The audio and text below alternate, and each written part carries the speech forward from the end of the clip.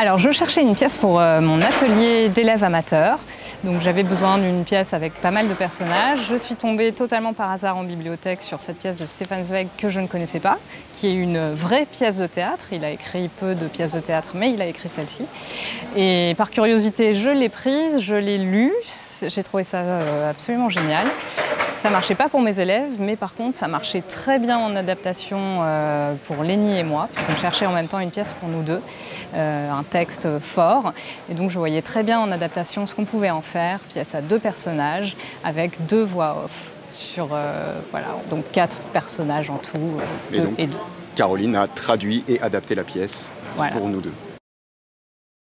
Alors on a une anecdote effectivement concernant le spectacle. À la Genèse en 2016, on fait des petites recherches sur la pièce et on découvre que Patrick Poivre d'Arvor travaille aussi sur cette pièce.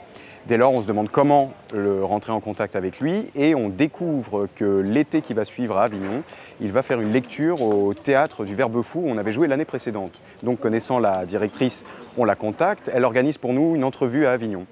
Et donc il est question qu'on arrive à 16 h à la sortie du spectacle. Et on rate la sortie.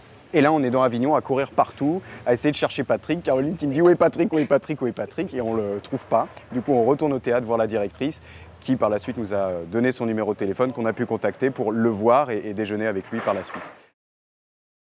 Alors, il y a 2 comédiens, il y a de l'énergie, du dynamisme, il y a des drames, parce que c'est une pièce sur les secrets de famille. Et donc, on découvre plein de choses, il y a de la tension, et c'est Stefan Zweig. Donc, voilà, on retrouve la plume et le scalpel de Stefan Zweig sur scène.